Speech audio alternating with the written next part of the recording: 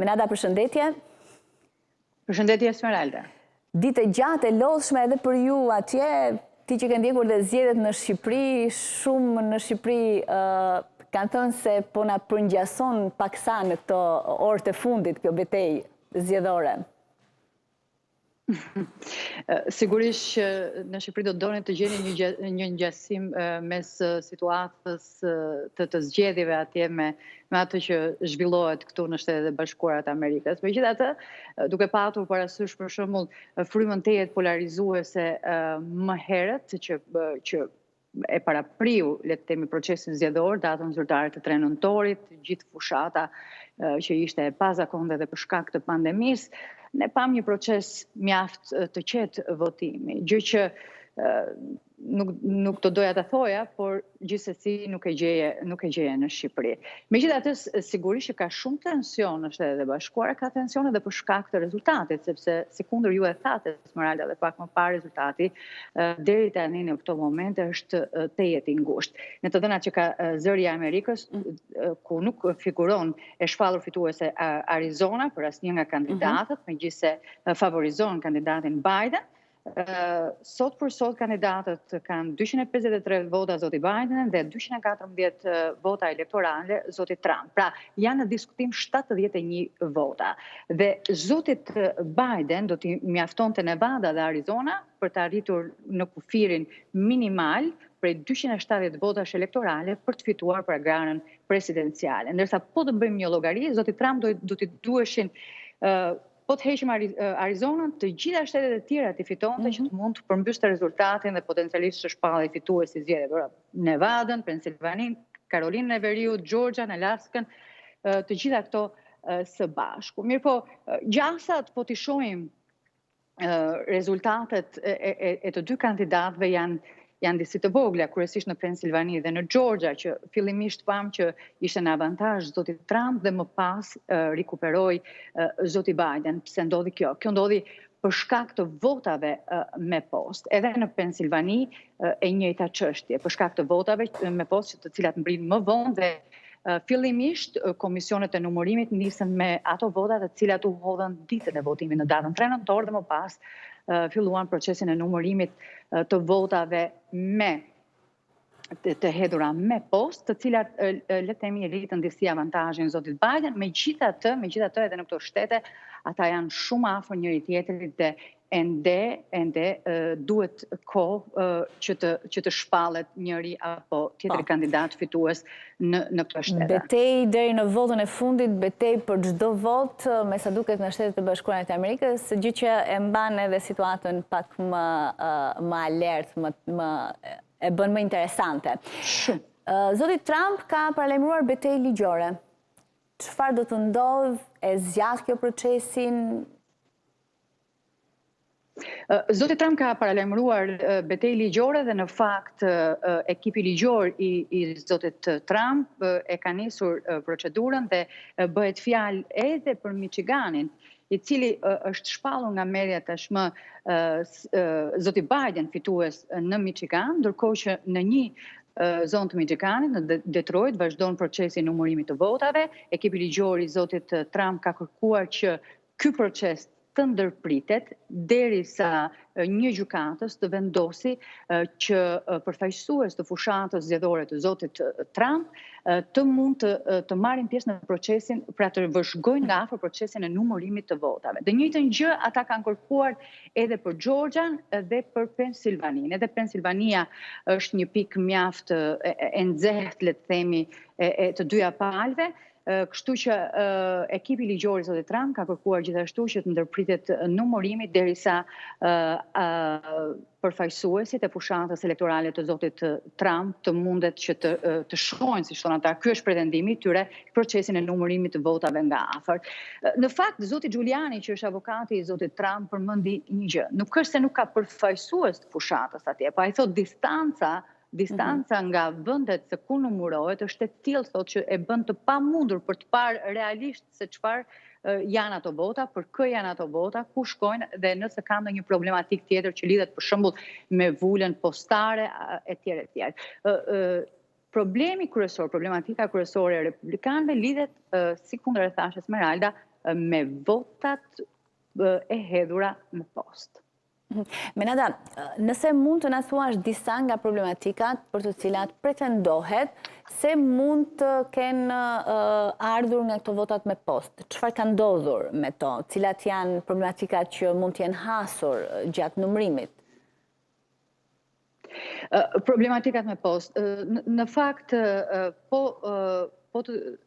po të kemi parasysh që republikanët që në krye të herës përpara se të niste procesi zyrtar i votimit, ata ishin tejet të kritik ndaj votimit me post dhe kërkonin që gjithçka të ndodhte dhe të zhvillohej nëpërmjet votimit fizikisht nëpër qendrat e votimit, qoftë kjo në atë që quhet procesi hershëm që i paraprin datës 3 nëntor, apo fizikisht në datën 3 nëntor pranë qendrave të votimit. Mirë po, demokratët nga ana tjetër e nxitën edhe çështjen e votimit me post, sepse nisur nga pandemia, sepse shumë njerëz treguan se kishin një shqetësim të lidhur me pandeminë, kishin një shqetësim për të shkuar në qendrat e votimit dhe të prisnin në radhë të gjata, ndaj dhe patin një numër, le të themi, rekord përpara datës së votimit të atyre që votuan me post. Problematika që ngrenë republikanët është se ju kujtoj rastin e 100.000 votave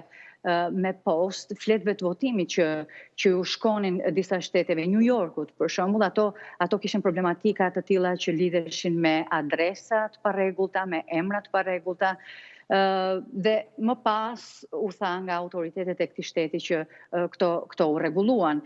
Dhe demokratët në çdo rast që republikanët kanë ngritur këto pretendime kanë thënë se këto pretendime kanë qenë të pabaza. Ky ka qenë thelbi i problematikës. Ata mendojnë se disa prej votuesve mund të kenë votuar edhe 2 herë, sepse ka pasur nga ata votues të cilët kanë kërkuar flet votimi me post dhe ndërkohë kanë shkuar edhe fizikisht për të votuar në qendrën e votimit. Dhe kjo ka ngritur një shqetësim nëse këta persona, këta shtetas amerikanë mund të kenë votuar 2 herë. Por ndërkohë në qendrat e votimit, përfaqësuesit lokal të këtyre qendrave të votimit thonë se në raste të tilla ata kanë informacion se kur ju kanë çuar flet votimi me post qytetarëve, në disa shtetet duhet thënë Esmeralda që i kanë rregullat e ndryshëm, disa shtete e çojnë edhe pa e kërkuar një flet votimi me post, disa të tjera duhet që të bësh një kërkesë pa të vi fleta e votimit me post. Por sikundër e thash, zyrtarët që administrojnë procesin zgjedhor kanë thënë se në ato raste kur i është çuar një shtetasi amerikan një flet votimi me post dhe ai është parë një mënyrë një tjetër që nuk e ka përdorur atë, por më pas ka ardhur në qendrën e votimit pikërisht për të evituar një mundësi për votim të dyfisht, ata kanë bërë një procedurë, të themi, më të zgjatur për ata individ që për të cilët ata kanë informacione të kësaj natyre. Një tjetër shqetësimi i republikanëve ka qenë edhe fakti se sipas tyre ka patur edhe mjaft emra personash të vdekur të cilët kanë figuruar se kanë votuar. Megjithatë, këto janë ende në nivel pretendimesh të pavërtetuara dhe ndoshta do të shohim më pas nëpërmjet proceseve gjyqësore që tashmë Partia Republikane ka ngritur, pra fushata dhe ekipi ligjor i fushatës së zotit Trump, për të parë se sa të bazuara apo të pabazuara janë pretendimet e tyre lidhur me gjithë këtë problematik të procesit elektoral që pretendojnë ata që e ka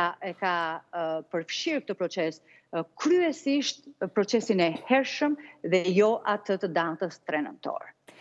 Do të përfundoj ky proces në gjykatën e lartë, Menada?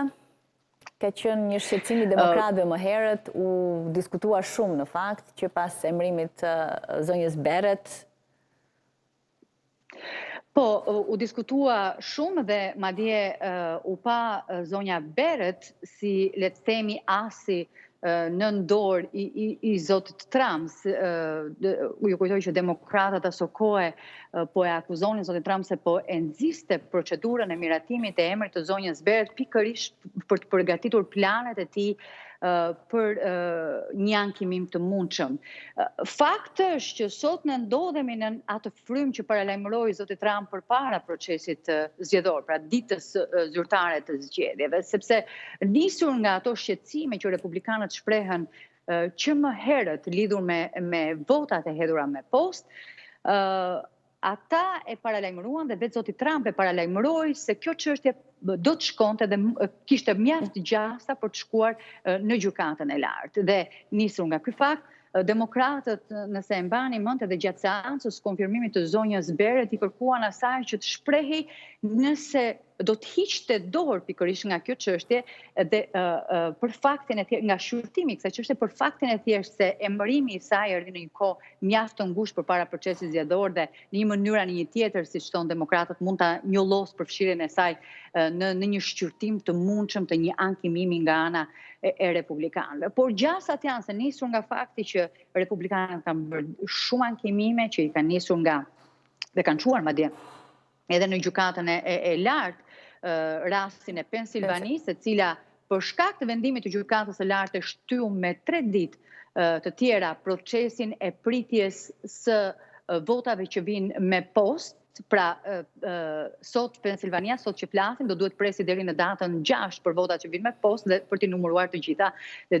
Mbas kësaj date do të kemi edhe përfundimin e këtij rezultati. Kështu që ajo që dua të them në thelb është që gjasat janë të mëdha dhe nisur nga fakti që gjithçka është shumë e ngushtë, rezultatet janë të ngushta në disa zona, pretendimet duket që po bëhen gjithnjë edhe më të mëdha dhe kemi dhe acarime sporadike. Për shembull, nuk e di nëse e përcollët edhe rastin e Detroit, aty ku po numërohet në Michigan edhe mjaft mbështetës Partisë Republikane ishin jashtë qendrave të votimit duke kërkuar që procesi të ndalet. Për shkak të ankimimit që ka bërë Partia Republikane. Nuk prisnim në bazë të sondazheve që situata do të shkonte deri këtu. Zhgënjyen sërish sondazhet në Shtetet e Bashkuara të Amerikës? Zhgënjyen. Ata zhgënjyen padyshim zhgënjyen në vitin 2016 dhe vetë kompanitë e sondazheve e pranuan këtë gjë dhe e lidhnin kryesisht me faktin që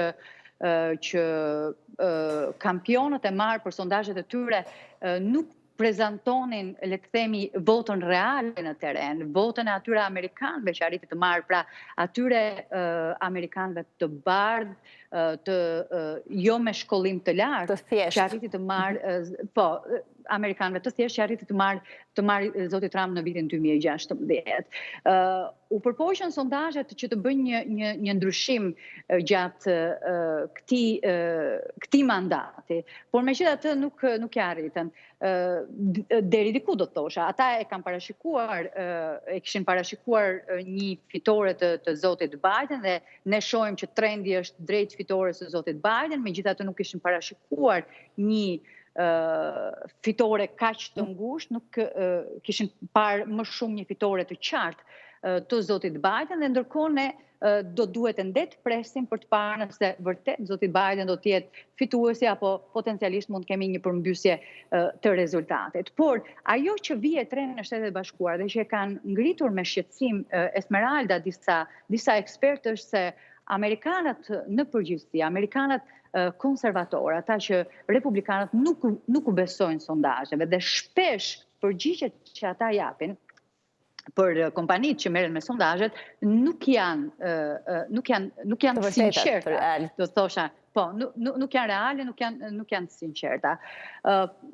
Po të dëgjosh për shembull disa ekspertë të tjerë thonë që shpesh disa ngurojnë madje ta thonë që janë mbështetës të zotit Trump. Dhe kjo është një tjetër arsye përveç faktit që thash edhe pak më parë që shpesh kompanitë e sondazheve nuk janë shumë të sakta në përzgjedhjen e kampionëve që do të përcjellin më pas një rezultat real të asaj çfarë ndodh realisht. Në sintezë, le të themi dështuan. Menada, faleminderit shumë. Të duhet të presim edhe pak them për presidentin e ardhshëm. Shpresojmë. Shpresojmë që duhet të presim edhe pak, por gjasat nuk po duken të tilla. Faleminderit shumë, Menad. Faleminderit.